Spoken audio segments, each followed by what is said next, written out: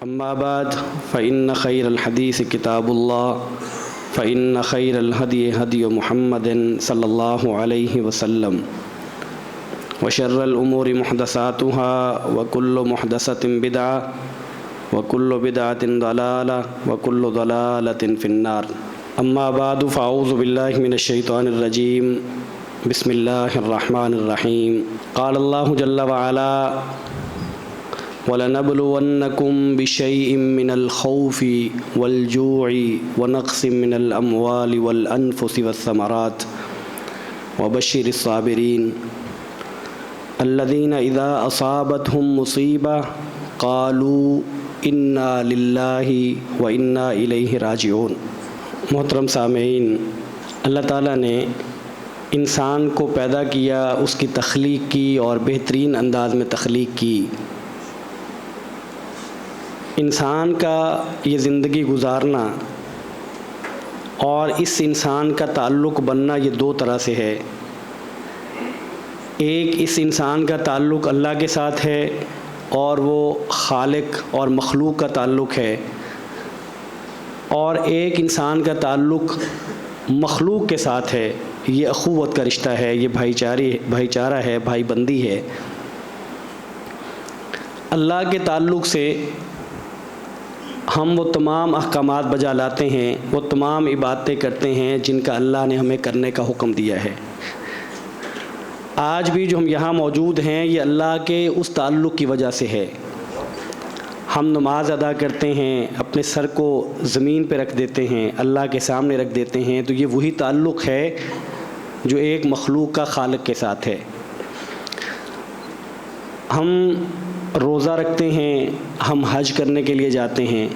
جتنے وہ عبادات کی جتنی شکلیں ہیں جن کا تعلق صرف اللہ کے ساتھ ہے، تو گویا کہ یہ ہماری جہت خالق اور مخلوق کی ہے.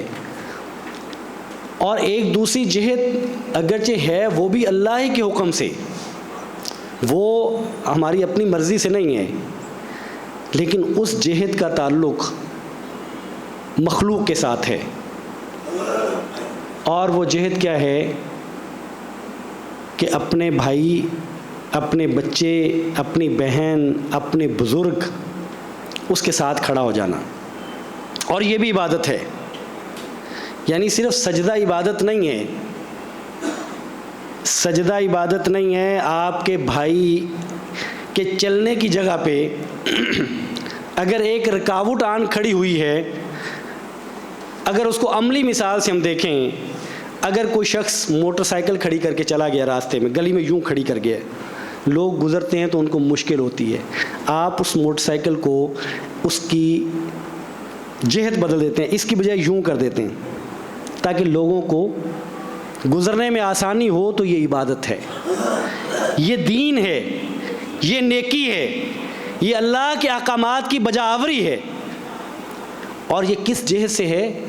یہ مخلوق کی جہت سے ہے. خالق کی جہت سے سجدہ ہے، مخلوق کی جہت سے تکالیف کو دور کرنا ہے، اور مخلوق کی جہت سے لوگوں کو فائدے کے قریب کرنا ہے، لوگوں کو فائدہ دینا ہے، لوگوں کو نقصان سے دور کرنا ہے.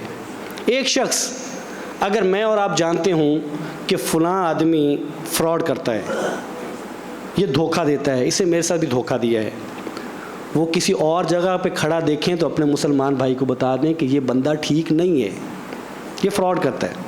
کہیں آپ کے ساتھ نہ ہو جائے، اس کو نقصان سے دور کریں اپنے بھائی کو.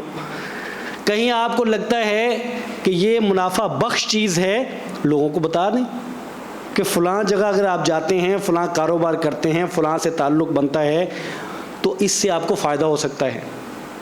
یہ دین ہے، یہ نیکی ہے، یہ عبادت ہے.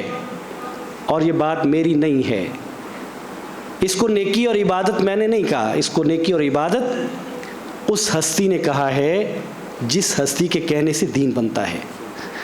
وہ ہستی جو اللہ کے پیغام کو، اللہ کی بات کو میرے اور آپ تک پہنچاتی رہی ہے اور اس نے پہنچایا ہے.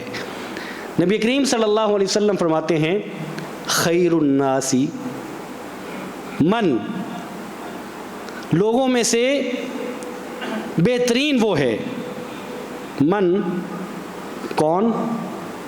ینفع الناس، جو لوگوں کو فائدہ پہنچائے، جو لوگوں کو نفع دے، وہ تم میں سے بہترین آدمی ہے۔ یعنی اپنے مسلمان بھائی کو فائدہ پہنچانا یہ شریعت کا، یہ دین کا تقاضا ہے۔ اپنے بھائی سے نقصان کو دور کرنا یہ دین کا اور شریعت کا تقاضا ہے، اور یہ دونوں چیزیں عبادت ہیں۔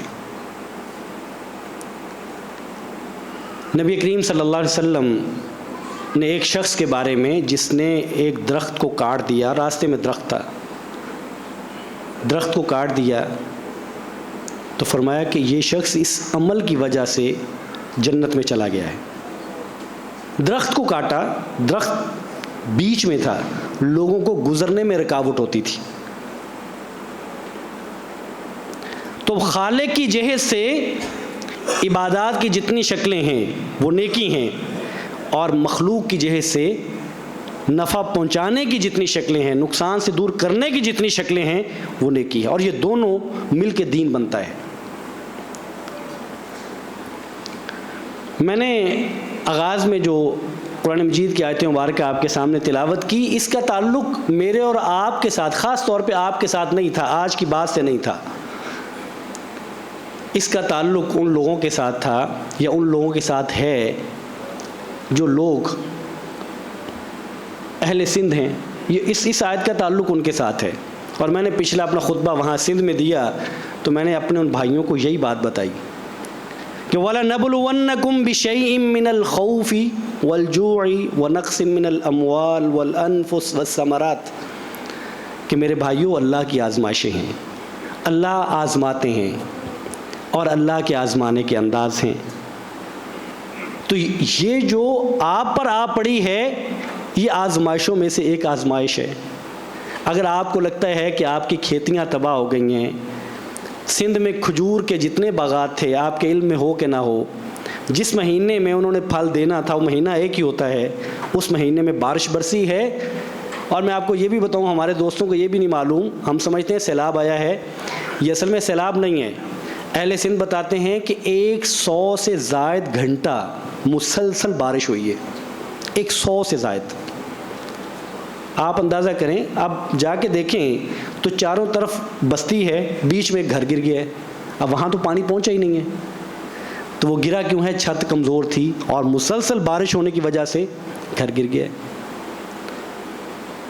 ان کو یہ بات بتائی ہے، اور ان کو یہ بات بتائی ہے کہ قرآن مجید ہمیں یہ بتاتا ہے کہ یا ایھا الذین آمنوا استعینوا بالصبر والصلاۃ، اے ایمان والو، جب تمہیں کوئی مشکل آن پڑے، جب تمہیں اللہ کی مدد کی ضرورت ہو، تو پھر بھی اصول یہ ہے کہ ایک تو آپ نے صبر کرنا ہے، اس پہ ہاں نہیں کرنا، اس پہ شور نہیں مچانا، اس پہ شکوے اور شکایتیں نہیں کرنی۔ صبر بھی نیکی ہے، صبر کرنا ہے اور اللہ کے حضور گر جانا ہے، اللہ کے حضور گر کے اللہ سے مدد مانگنی ہے، کیونکہ مدد کرنے والی اللہ ہی کی ذات ہے، اللہ کے علاوہ کوئی مدد کرنے والا نہیں ہے۔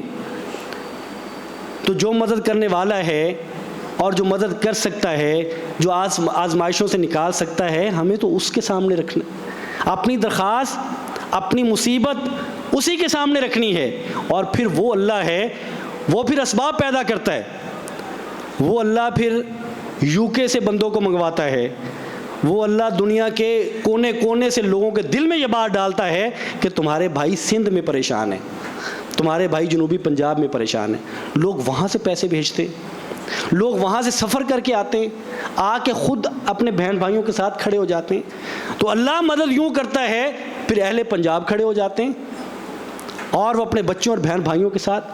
تو میں نے پچھلا خطبہ بھی مجھے یاد ہے، میرا یہی موضوع تھا، آج پھر اس لیے اس موضوع کو آپ کے سامنے رکھ رہا ہوں کہ یہ ایام ایسے ہیں، یہ دن ایسے ہیں، یہ صرف تذکیر ہے، یہ صرف یاد دہانی ہے، اور یقین کریں میں اس کو خوشی کے ساتھ آپ کے سامنے بیان کر رہا ہوں، شکوے کے ساتھ نہیں کر رہا، خوشی کے ساتھ کر رہا ہوں۔ میں اپنے بھائیوں، ہم سارے، میرے بھائی، میرے بزرگ، میری بہنیں، یعنی انہوں نے اخوت اور بھائی بندی اور بھائی چارہ اس کا حق ادا کیا ہے. وہ اپنے بھائیوں کے ساتھ اس طرح کھڑے ہوئے ہیں جیسے کھڑے ہونے کا حق ہے. ایسا نہیں ہوا, ان بھائیوں کو اکیلا نہیں چھوڑا گیا. اور میں آپ کو بتاؤں کہ آپ کے ایک ایک مسجد اور تقریباً مساجد میں آنے والے نمازی, ہم نے دیکھا مساجد نے جو کام کیا, اور وہ اصل میں مساجد کیا تھی, وہ آپ بھائی تھے. مسجد تو آپ بھائیوں کا نام ہے. جو مسجد میں آنے والے ہیں اپنے بھائیوں کے ساتھ کھڑے ہوئے ہیں. تو اس خوشی کے ساتھ میں آپ کو یاد دہانی کے لیے ایک دو چیزیں آپ کے سامنے رکھنا چاہتا ہوں. وہ یہ کہ ایک تو سردی آ رہی ہے, اور اس کو آج کل میں آپ اور میں محسوس کرتے ہیں. ہمیں محسوس ہوتی ہے گھروں میں, رات کو اس کا احساس ہوتا ہے. یہ سردی اہل سندھ کے لیے بھی ہے. یہ سردی جہاں بڑوں کے لیے ہے وہاں بچوں کے لیے بھی ہے. اور بچے, آپ کو ایک مثال دیتا ہوں کہ بچوں کی آزمائشیں, ہم وہاں ایک بستی تھی سندھ میں, تحصیل ڈیر کی اور ضلع سکھر میں, جس کا نام ہے پموار, اور اس کو توحید آباد بھی کہتے ہیں. تو وہاں پہ کچھ لوگوں کے 5 کے قریب گھر تھے جن کو ہم نے تعمیر کرنا تھا, اور ایک مسجد تھی. تو وہاں جب ہم پہنچے ہیں تو ایک چھوٹی سی بچی میرے پاس آ کے بیٹھ گئی. تو مجھے وہاں کے گوٹھ یا بستی والوں نے بتایا کہ یہ بچی نہ بول سکتی ہے نہ سن سکتی ہے. تو اس کے والد بھی پاس تھے, وہ بھی پاس بیٹھے ہوئے تھے. تو میں نے ان کے والد صاحب سے پوچھا کہ بچی کا کیا ہوا, یعنی پیدائشی اعتبار سے اللہ نے یہ صلاحیت نہیں دی؟ نہیں, کہنے لگے کہ نہیں, بخار ہوا تھا, تو بخار ہونے کے بعد بچی کی یہ صلاحیت چھن گئی, اب نہ سن سکتی ہے نہ بول سکتی ہے. تو کہنے لگے کہ ہم کراچی گئے اور ہم نے ڈاکٹرز کو دکھایا, تو انہوں نے کہا کہ اس بچی کے سماعت کا جو حل ہے, علاج ہے, وہ آلہ سماعت ہے. تو آپ اس بچی کو ایک آلہ لے دیں تو یہ بچی سنے گی انشاءاللہ تعالیٰ, اور جب یہ سنے گی تو قوی امید ہے کہ یہ پھر بولے گی بھی. تو میں نے ان سے کہا کہ پھر آپ نے آلہ لیا نہیں؟ تو یہ یعنی ڈاکٹر کے پاس گئے ہوئے, ان کے بتانے کے مطابق 3 سال کا عرصہ ہے جب وہ ڈاکٹر کے پاس گئے تھے, اور یہ میری بات ان سے 1 ہفتہ پہلے ہوئی. تو ان 3 سالوں میں وہ کہنے لگے کہ ہم, ڈاکٹر نے بتایا تھا کہ یہ 32,000 کا آتا ہے, اور ہمارے پاس 32,000 نہیں تھے. یعنی والد کے پاس 32,000 روپے نہیں ہیں, اور ایک بچی 3 سال سے اس آزمائش میں ہے کہ وہ نہ سن سکتی ہے نہ وہ بول سکتی ہے. آزمائش اتنی بڑی ہے اور قیمت اتنی چھوٹی ہے, رقم اتنی چھوٹی ہے, اور یہ رقم میرے آپ کے لیے بہت چھوٹی ہے. ہم خرچ کرتے ہیں, ہم یہاں رہنے والے, میرے علم میں ہے کہ ہمارے لیے یہ ایسی رقم نہیں ہے کہ ہم اپنی بچی کو روز دیکھیں کہ وہ بولے نا, اور وہ اشاروں سے اور وہ تکلیف سے زندگی گزارے, اور ہمارے پاس پیسے نہ ہوں. اتنے ہمارے پاس ہوتے ہیں. اور پھر یہ تو ہے آزمائش, اور یہ ہے مشکل. پھر میں نے اس لیے لکھ دیا سوشل میڈیا پہ کہ میں بتاؤں کہ لوگ, یعنی ہمارے بھائی کیسے چھوٹی چھوٹی رقم کی وجہ سے کتنی بڑی بڑی آزمائشوں میں ہیں. اب یقین کریں کہ میں نے لکھا تو اتنے زیادہ لوگوں نے فون کیے کہ یہ آلہ میں لے کے دیتا ہوں, اہل پنجاب میں سے, اہل لاہور میں سے, کہ یہ میری طرف سے کر دیں, یہ میں لے کے دیتا ہوں. سو بتانے کی اتنی بات ہے کہ جہاں خوشی کے ساتھ, اللہ کے شکر کے ساتھ یہ بات ذکر کرتا ہوں کہ مسلمانوں نے اپنے مسلمان بھائیوں کے ساتھ کھڑے ہونے کا حق ادا کیا ہے. اور یہ میرے اور آپ کے لیے بڑی خوشی کی بات ہے, یہ بڑی اطمینان کی بات ہے کہ یہ وہی اللہ کی توفیق سے یہ وہی معاشرہ ہے جو اسلام چاہتا ہے. یہ وہی معاشرہ ہے جو نبی کریم صلی اللہ علیہ وسلم جس کی مثال مدینہ میں چھوڑ کے گئے تھے. جو مواخات مدینہ کے نام سے جو مثال موجود ہے ہمارے سامنے, وہ یہی ہے کہ اپنے بھائی کے ساتھ کھڑا ہوا جائے. اور اس کی نیکی کیا ہے؟ حدیث میں آتا ہے کہ اللہ تعالیٰ قیامت کے دن اپنے بندے سے کہیں گے کہ اے میرے بندے, میں بیمار ہوا اور تو میری عیادت کو نہیں آیا. تو وہ شخص یہ کہے گا کہ اے اللہ, تو رب العالمین ہے, تو کیسے بیمار ہو سکتا ہے اور میں کیسے عیادت کے لیے آ سکتا ہوں؟ تو اللہ تعالیٰ فرمائیں گے کہ میرا فلاں بندہ بیمار تھا, اور اگر تو اس کی عیادت کے لیے جاتا تو مجھے وہاں پاتا۔ اے میرے بندے، میں نے تجھے کھانے کو دیا تھا اور میں بھوکا تھا، تو نے مجھے کھانا نہیں کھلایا۔ اے اللہ، تو رب العالمین ہے، آپ کیسے بھوکے ہو سکتے ہیں؟ آپ کو کیسے بھوک لگ سکتی ہے اور میں کیسے آپ کو کھلا سکتا ہوں؟ اے میرے بندے، میرا فلاں بندہ بھوکا تھا، تو اگر اس کو کھانا کھلانے کے لیے جاتا تو مجھے وہاں پاتا۔ اے بندے، میں پیاسا تھا۔ یعنی نیکی اتنی بڑی ہے کہ اللہ تعالیٰ اپنے بندے کو کھانا کھلانا گویا کہ خود کو کھلانے کے مترادف قرار دیتے ہیں۔ اپنے بندے کے ساتھ کھڑا ہونا، آپ اندازہ کریں یہ اسلوب کیا ہے، کہنے کی بات کیا ہے، اللہ تعالیٰ کے بات کا انداز کیا ہے۔ یہ اس کی اہمیت ہے کہ ایک ضرورت مند کو کھانا کھلانا نیکی کتنی بڑی ہے۔ ایک وہ شخص جس کے پاس پینے کو پانی نہیں ہے، اس کو پانی پلانا نیکی کتنی بڑی ہے۔ اور اسی سندھ میں ایک بستی، بڑے کیا چھوٹے کیا، آنکھیں جو ہیں وہ لال ہوئی ہیں، تو مجھے خود ہی کہنے لگے کہ آپ کو معلوم ہے کہ یہاں بچے، اور یہ جو آنکھیں لال ہیں اور بچے بیمار ہیں، اس کی وجہ کیا ہے؟ تو بتانے لگے کہ وجہ یہ ہے کہ یہاں پانی جو ہے وہ صحت بخش نہیں ہے، نقصان والا پانی ہے۔ یہ پانی ہم پیتے ہیں تو بچوں سے لے کے بڑے تک سارے بیمار ہیں، اکثر بیمار ہیں۔ تو حل کیا ہے؟ حل یہ ہے، مسئلہ یہ ہے، حل کیا ہے؟ حل یہ ہے کہ یہاں سے تقریباً 1 کلومیٹر فاصلے پہ پانی ٹھیک ہے، وہاں سے ہماری خواتین روز ان کے لیے لانا مشکل ہے۔ یعنی کسی ایک دن، ہفتے میں 1 دن 2 دن، وہ بھی سستی کر جاتی ہیں لیکن کبھی نہیں لاتی، سو ہمیں یہی پینا پڑتا ہے۔ تو جب وہاں اندازہ ہم نے کیا تو وہ بھی اتنی بڑی رقم نہیں تھی، وہ 3 لاکھ روپے کا خرچہ بنتا تھا۔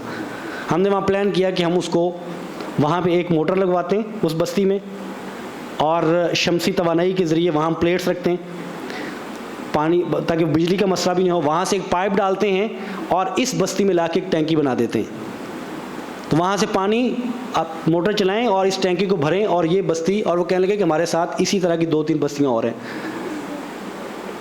یعنی حالات آپ کو بتا رہا ہوں کہ حالات یہ ہیں کہ پوری بستی، اور کئی سالوں سے، کتنے سال ہو گئے، یعنی پانی نہیں ہے اور نقصان ہو رہا ہے، بیمار ہو رہے ہیں، لیکن حل کوئی نہیں ہے۔ پھر گھر کتنے، 15 گھر ہیں، 20 گھر ہیں ایک گوٹھ میں، ایک بستی میں، 25 گھر ہیں، 30 گھر ہیں، اور خرچہ اتنا ہے۔ جہاں اس بات کی خوشی ہے کہ ہمارے بھائی اپنے بھائیوں کے ساتھ کھڑے ہوئے ہیں، وہاں اس بات کا دکھ بھی ہے، تکلیف ہے کہ اہل سندھ جو تھے، وہاں کے جو رہنے والے تھے، ہمارے بھائی جن کو اللہ تعالیٰ نے بہت نواز رکھا ہے، وہ اس کے لیے میدان میں نہیں آئے۔ جن کو ہم وڈیرا کہتے ہیں، جو وڈیرے تھے، ایک وڈیرے کی ایک گوٹ ہے جہاں 20 گھر رہتے ہیں، اور وہ 20 گھر وہاں پہ اس لیے رہتے ہیں کہ اس وڈیرے کی 100 200 500 1000 ایکڑ زمین پہ وہ کاشتکاری کرتے ہیں۔ یہ ہاری ہیں، اسی کو فائدہ پہنچانے والے ہیں، اگرچہ مزدوری لیتے ہیں لیکن یہ اس کا کام کرتے ہیں، یہ اس کے گویا ملازم ہیں، یہ اس کے خادم ہیں۔ یہ بچی بھی ایک وڈیرے کی بستی میں رہتی ہے، اور یہ بستی جہاں پانی نہیں ہے، یہ بھی ایک وڈیرے کی گوٹ ہے۔ سو وڈیرے کو اللہ نے توفیق نہیں دی، اور یہ اللہ کی جو ہوتا ہے، انسان جو نیکی کرتا ہے اللہ کی توفیق سے کرتا ہے۔ اور یہ جو قرآن مجید کہتا ہے نا، وَمَن یُوقَ شُحَّ نَفْسِهِ فَأُولَٰئِکَ هُمُ الْمُفْلِحُونَ، یہ بہت بڑی بات ہے کہ اللہ تعالیٰ انسان کو بخل سے بچا لیں۔ بخل، خرچ نہیں کرنا، گن کے رکھنا ہے، سنبھال کے رکھنا ہے، نہیں خرچ کرنا، نقصان کوئی نہیں ہے۔ ایک وڈیرا نہیں خرچ کرتا تو کیا اس نے نہیں مر جانا؟ کیا اس نے اس جائیداد کو ہمیشہ اپنے پاس رکھنا ہے؟ اس نے اس دنیا سے چلے نہیں جانا۔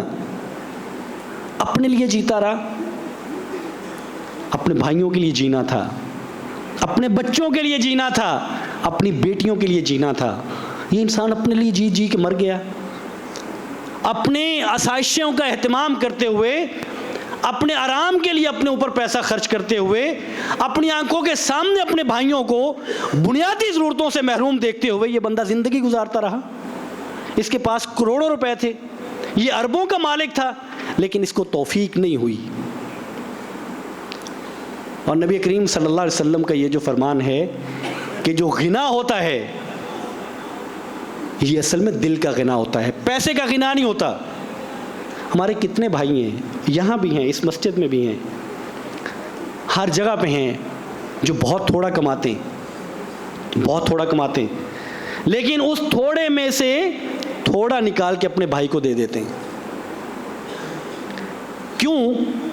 اس لیے کہ اللہ نے ان کو دل کا غنا بخشا ہے، یہ دل کے سخی ہیں، اگرچہ مال کے سخی نہیں ہیں لیکن یہ دل کے سخی ہیں، تو یہ اس میں سے خرچ کرتے ہیں۔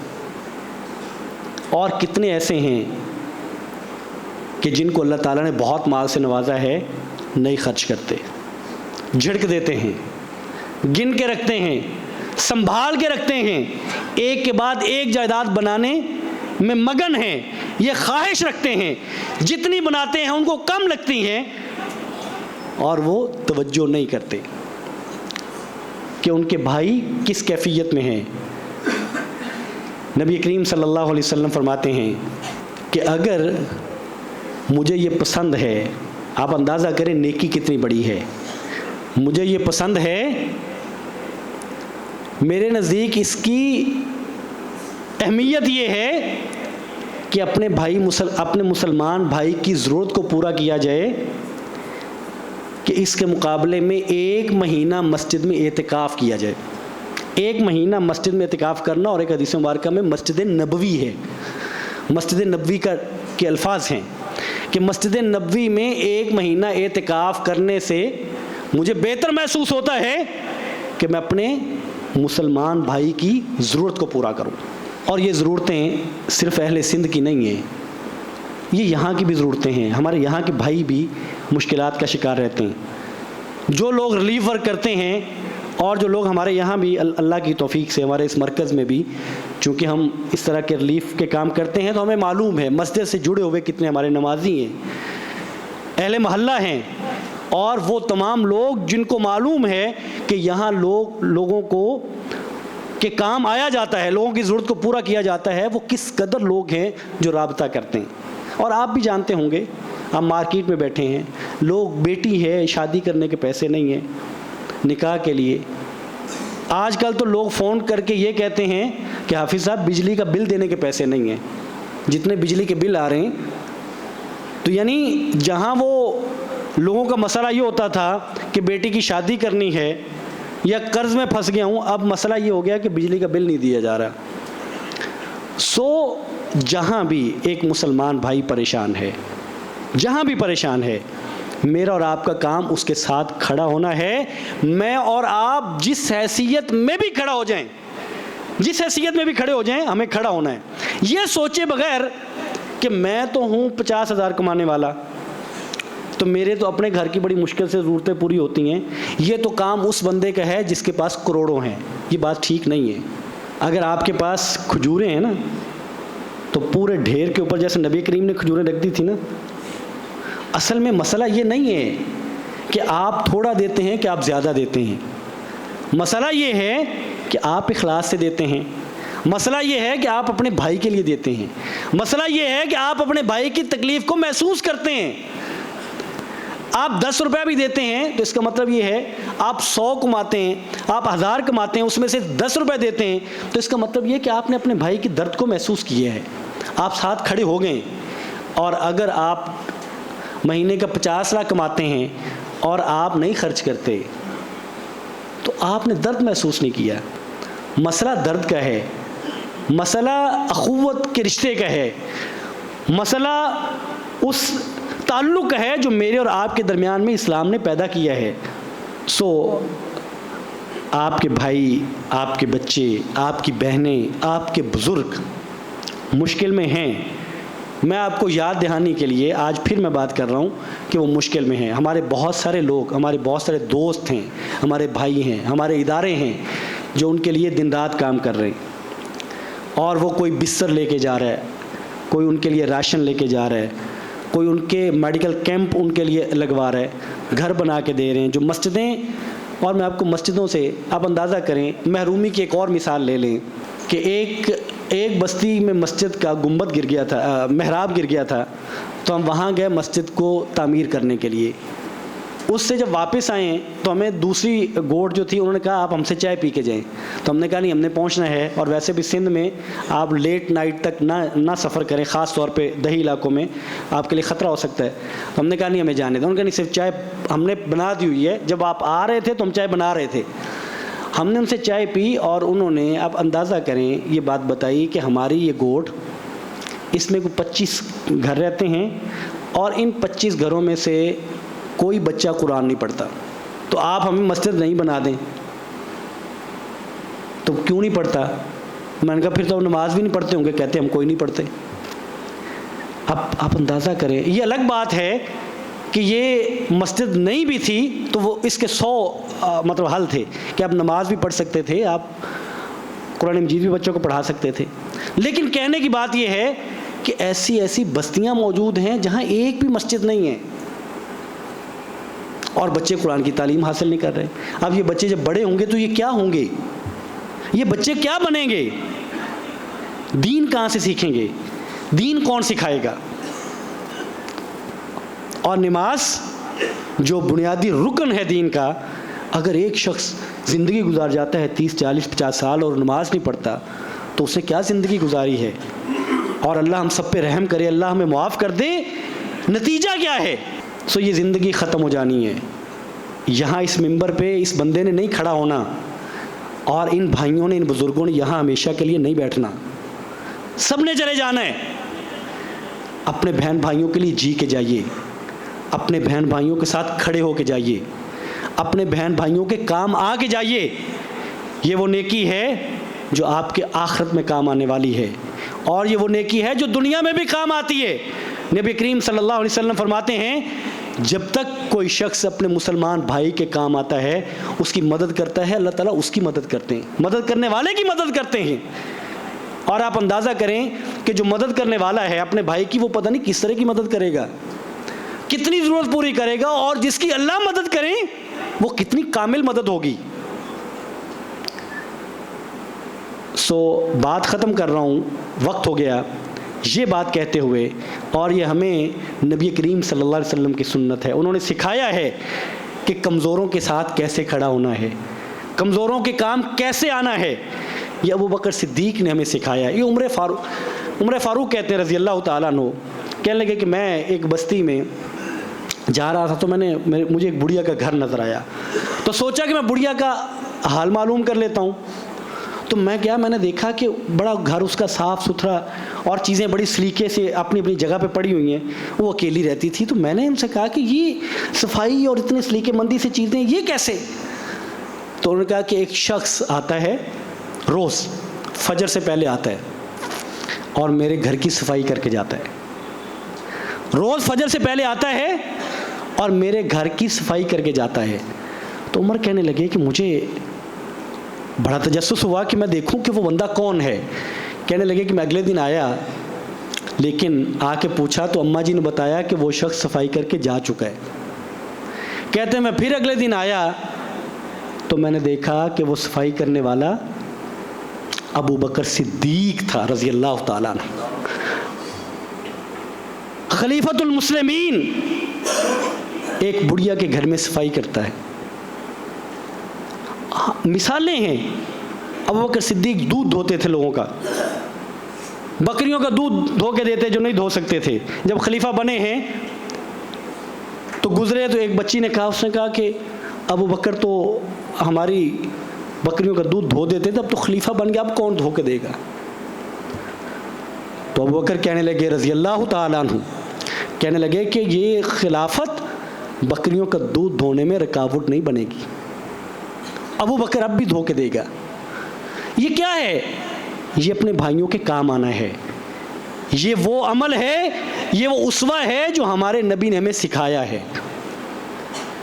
اس کے لیے مجھے اور آپ نے کرنا ہے. آپ خود جائیں.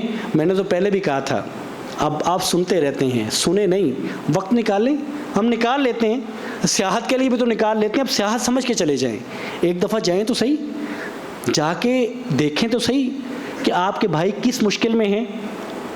آپ جائیں, وہاں پہنچیں, جتنا کر سکتے ہیں ان کے لیے کریں, جو لوگ کر رہے ہیں ان کے ساتھ مل کے کریں. آپ کا مرکز نور اللہ کی توفیق سے کرتا ہے, اس کے ساتھ مل کے کریے. اللہ تعالیٰ مجھے اور آپ کو توفیق دے کہ اللہ مجھے اور آپ سب کو ہم آزمائشوں سے محفوظ رکھے, اور کبھی کسی مسلمان بھائی پہ آزمائش آن پڑے تو اللہ ہمیں ایسا جذبہ دے, ایسی ہمت دے کہ اس کو یہ احساس نہ ہو کہ یہ میری آزمائش ہے, اس کو لگے کہ یہ ہماری سب کی آزمائش ہے. وآخر دعوانا الحمدللہ رب العالمین.